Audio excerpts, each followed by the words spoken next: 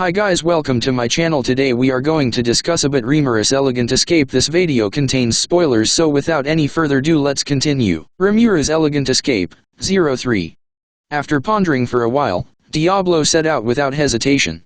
He hurried towards someone who certainly knew about Rimuru's whereabouts. And the place Diablo arrived at was the information control room, in other words, Sui's room. As Diablo knocked, Suka answered the door and asked what business he had. Kyufu. I have something to request of Sui Dano. I want you to convey the message. Sui-sama is currently busy. Please come again later. Suka went and rejected his request straight out. However, Diablo wouldn't give up just like that. Now, don't say that. Or what is it, you plan on getting rid of me by force? Diablo enforced overwhelming intimidation while still having a smile on his face. Suka tried to endure it even while biting into her lips and making a grim face, but... Stop it, Diablo. If you want to come in, just come in. As a reposing voice came from inside, the tense air was also lifted. Yes, then I shall intrude. And like that, as if that was the natural procedure of things, Diablo casually went in and sat down on a sofa with an air of composure.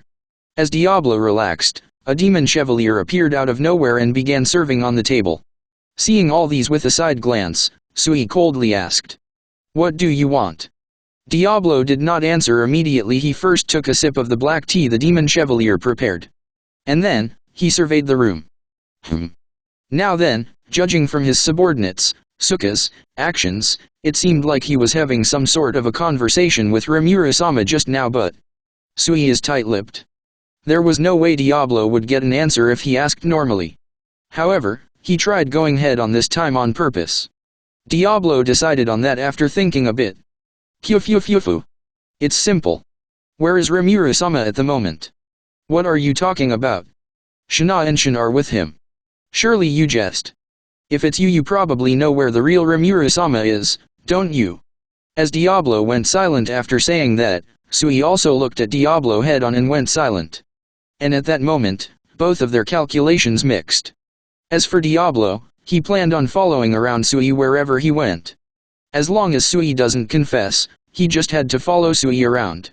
And Sui had accurately read Diablo's thoughts and instantly came to the conclusion that that would prove to be an obstacle to what he was going to do now. However, it would be difficult to say the least to get rid of Diablo, and he isn't someone Sui can deceive easily either. I don't think I need to say this out loud, but, you do understand that I won't leave you until you answer me, right? Thought so. You won't believe me if I said I didn't know, would you? Of course I wouldn't. There's no way you, who is connected to Rimuru-sama physically to always be able to have contact, doesn't know of his location, right? Diablo answered with a smile. And in fact, Sui indeed was the only one who had a physical connection to Rimuru among other connection methods, so that he can make contact if by chance things were to go wrong. And that physical connection method was a connection formed with sticky steel string and shadow s.p.a.ce. It is an application of the string telephone method, but with this, it is possible to convey thoughts even faster than normal conversation with the help of complicated encrypted transmission. As there are some beings who can trace communication between the subordinates who use thought transmission, they came up with this a.n.a.log method. It is something Rimuru came up with in case of the worst-case scenario, but Sui was supposed to be the only one who knew about it. How do you know of it? Sui was menacing. In response to that, Diablo was still composed, but, unusually enough, he laid bare his emotions. And in his beautiful face, he deepened the devil-like smile. Kyufu. So it really exists? I had thought Rimuru-sama would come up with something like that. I didn't feel the need for it till now, so I didn't bother, but the situation calls for it now, so I had to confirm it. He got me, was what Sui thought. To fall for a leading question, an unlikely miss for Sui. However, it wasn't just a miss on Sui's part, it was also the result of Diablo's skillful thought guidance. Sui wouldn't have fallen for it under normal circustances, but the situation was different this time. Sui was in no situation to have a prolonged conversation with Diablo. He needed to act immediately. As such, he fell for it due to a slight impatience. Sui clicked his tongue and sunk in his chair. You will have to cooperate as well then, is that fine? Yes, of course. Sui asked Diablo with a sour expression, to which Diablo replied with a satisfied nod. And like this, Diablo and Sui began to cooperate and move accordingly. Giving up on trying to evade Diablo, Sui decided to insert him into the plan. Come in. As soon as Diablo accepted, Sui called out to the next room as they didn't have much time. Ha ha ha, Sui-han still has ways to go, huh? Being completely trapped by Diablo-han like that. Don't go provoking him like that, alright? I would even probably throw up if Diablo-sama were to intimidate me. Being called in, two beings walked in. A man, having a laugh at Sui's mistake, and a young lady, deeming it inevitable. It was Laplace and Tia. Shut up. Diablo joining was also part of the plan. We don't have time. Let's get this program together. Sui casually made it so that it looks like he didn't make a mistake and Diablo joining in was part of the plan from the start. Wah. Sui-han, glossing over your mistake like dash. Sui-sama said shut up, didn't you hear? Suka said, holding a kunao to Laplace's neck. Laplace, now having cold sweat, laughed and closed his mouth. Completely ignoring all that, Sui began explaining. It is true, as you have predicted, I have received a secret mission from Rimuru-sama. And that mission is dash. Sui told Diablo everything about the mission he received from Rimuru without hiding anything. He was thinking that he would need reliable P.A.W.Ns either way. The most important part of the mission was to not let Shin, Shana, and even Milim know of his whereabouts or his movements. Although Shin and Shana were already distracted by the body he left behind, Milim might come down from the sky to play like she does sometimes. Sui explained that Rimuru was worrying that if Milim was to find out about this when she comes, she might spoil everything. Well, if it's that Milim-sama. If she were to know that we are hiding something. That is certainly true. So that's why he went so far to not leave any traces. Diablo and Laplace understood. With that as the base, the group began discussing on how to progress with the mission. The mission objectives were the following. First, kidnapping only the students riding on the plane as Rimuru and take them to the Maldolando Island. There, they would release all of them and reform them thoroughly with actual battles. Second, investigation on each academy's corruption. The main point of this part was to confirm if there was anything wrong with the academies which might be the source of the students' corruption. And upon confirming that, he also said to inform Ingratia that the students will be a week late. There was a need to proceed with these two simultaneously. And the problem was that the plane Rimuru was on had already taken flight. It was a battle against time to not only catch up to this plane, but to also bring along a plane which could take in all the students. Laplace, do you understand why I called you now? Wah. Don't tell me you plan on using my air pirate ship dash. What else is there? You were bragging about it happily before, weren't you? Use it now. Laplace became pale. It seems this air pirate ship was quite important to Laplace. By the way, what is this air pirate ship? Diablo asked Laplace as he was curious. And immediately, as if he had regained his spirit, Laplace began explaining happily. Are you intrigued? Actually, I made it with the parts Rimuru-sama created, with my refined knowledge. I also had a battle with Benimaru-han's ship the other day and it ended in my overwhelming victory, ya know? Rimuru-sama had said that he would increase the speed by 3 times if I die at red, so I did that half in doubt, but doing that was the correct move. Moreover, I also used the chip from Rimuru-sama which I received as reward for the underworld job and got a high-speed autocannon. And its majesty, man. It is definitely what you would call an air pirate ship. I am planning on installing electromagnetic weapons next, but this needs optics weapons which can produce high output heat dash. Wait a minute. Laplace was bragging on about his ship but Diablo stopped him. There were many points to be concerned about but there was no time to be spent on Laplace at the moment. I feel like there are quite a few things I should be concerned about right now, but did you just say that Rimuru-sama was also involved in this air pirate ship thing you made? Oi, now's not the time for that, is it? No, it's important, Sui. This chip point you used, you can get stuff like that from it? And Benimaru Dano is also in this. Yes? There's also Gablehan and Gerudo-han. If N.O.Body wants the object within a certain amount of time, the one who goes to ask for it the quickest, and if more than one person wants it, then they have to bid on it. It's the most popular hobby these days. Gerudo-han is starting by polishing his keel. That man is an expert. And dash. Ignoring Laplace as he happily kept going on, Diablo turned around to face Sui. Did you know of this, Sui? I did know that they were doing something, but to think it had spread that much. Even Sui was not amused. You and I, the people who are supposed to be most knowledgeable about Rimuru-san, but it seems like we still have ways to go. Well, that's fine. Let's leave that aside for now and move on with the mission. Right. I shall investigate this properly once we are done with this. At that time, I would like an explanation as well. Diablo and Sui nodded and moved forward with the plan. They made Laplace shut up and gave him the job of kidnapping the students with the air pirate ship. As I thought, you're planning on using my ship dash. This is a message from Rimuru-sama, but he said if you are able to complete the mission, he would even prepare a letter of marque dash. I will do it. Please leave it to me. Laplace's whole face was lit up with a smile and he took Tia and happily rushed out. It would be better to limit the use of spatial travel so that Milim doesn't notice. Sui had already decided that this mission would best fitted for Laplace when Sui received the mission from Rimuru at first. However, it was their blunder that they didn't know there was such a rage among airships currently. Diablo and Sui reflected on that on the inside. And after that, the two of them began discussing about the second objective. It had been a while after the ship had taken off.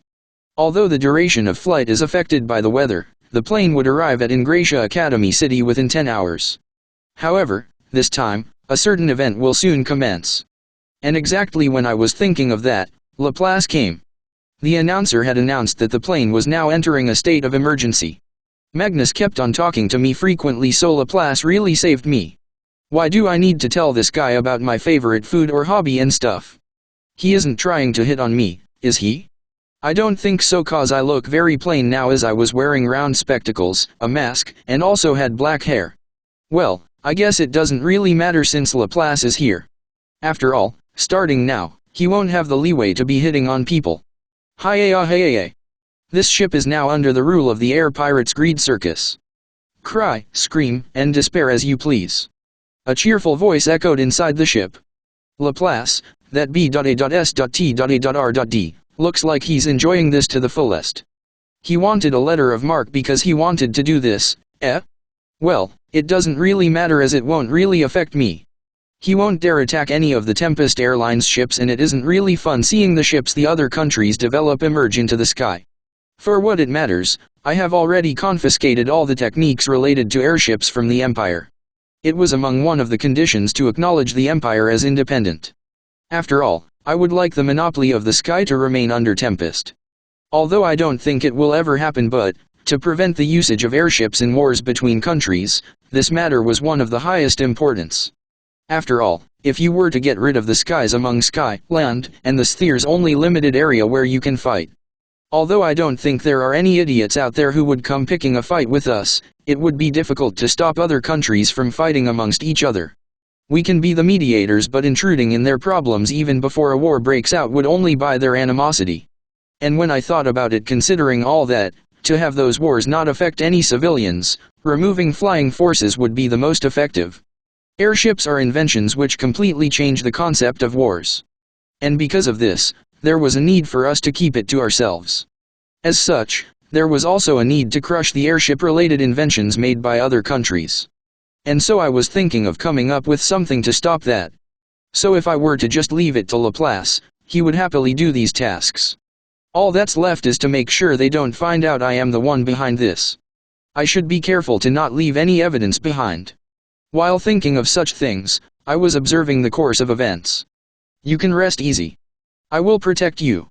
This Magnus dude took my hand and said so without even feeling the least bit embarrassed. Said, "What's this, what's this?" I felt like shouting that out loud.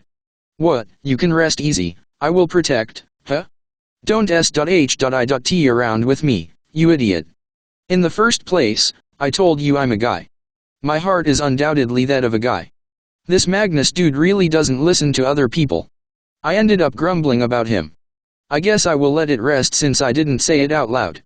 Putting Magnus aside, I should go and do my job.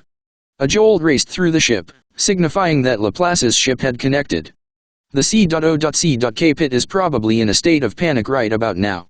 First, let's rest at ease. I predicted such situations to occur and installed emergency transmission devices in every ship. I brought out a sticky steel string from my fingertip and promptly connected to one of those devices. With this, I can produce letters on the monitor using transmission codes. It would have been easy if I used thought transmission, but I decided to not use skills which leave traces behind as much as possible, but this is turning out to be quite difficult. Or so I am complaining, but actually, I installed these devices cause I wanted to enjoy moments like these. I am glad they are coming in handy. I will keep it a secret that I am having fun feeling like a spy. My message was shown on the C.O.C.K Pit's monitor. It seems like the aviation transmission decoder is reporting that to the captain with a pale face. I can perfectly grasp the situation with my spatial grasp. I also let them know that I am aware of the C.O.C.K Pit's situation. As expected of the aviation warrior elites. They moved exactly as I had predicted. A smile appeared on their faces as if to show that they were excited because this boring flight turned into something fun. More than anything, using my name was important. It was an order from the top of their companies. Of course they would be in high spirits. After that, things progressed smoothly. Hi. You see, I am in need of some strong subordinates. You people, you young and talented people. If you become my subordinate, I will spare your lives. I understand you are completely on board with this, but can't you do something about how you talk? If he keeps on doing this every time, and if by chance someone were to know that he is my underling. No, let's not think of something so far ahead. More importantly, I should enjoy this moment. YUB.A.S.T.A.R.D. To do this to an honorable teacher of Tempest Development of Human Resources Academy GUA. A brave teacher challenged Laplace as he was getting too excited. But, needless to say, he was beaten up. The teachers are more or less brilliant, but even the head of the year is about a rank at most. Normal teachers like these are of about B or a rank, so there's no way they could win against Laplace. That teacher has good prospects. It would be troublesome if he were to quit, so I guess I will go visit him later with some gifts. Fuffyun, I am the strongest. Did you think you could win against me with just that? Naive. Laplace got pas.cyanate with his acting. He was glancing towards me, as if he wanted compliments or something. I hurriedly averted my gaze. That idiot, what does he plan on doing if they know we are allies? On top of that, the sign he slightly made with his hand was saying that he wanted more chips as reward. It is true that his acting is quite good, but what a cheeky little brat. And well, I was exasperated by Laplace, but the same couldn't be said of the other pas.singers. They were just about to panic. However. Alright, stop. I just checked up right now, but it looks like there are quite a few students aboard. Huh? Captain, how about we kidnap these kids this time? Even if we kidnap that old man over there.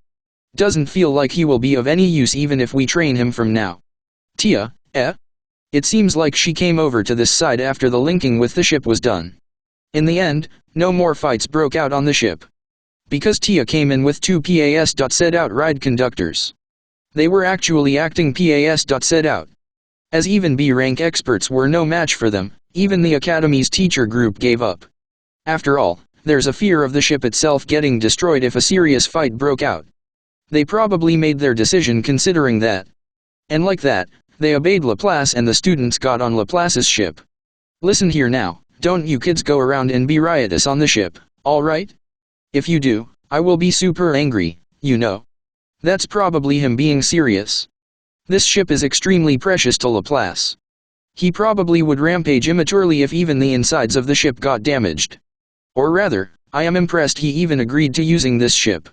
It seems like there are more reasons behind it other than the letter of marque I suggested. He was probably intimidated by Diablo.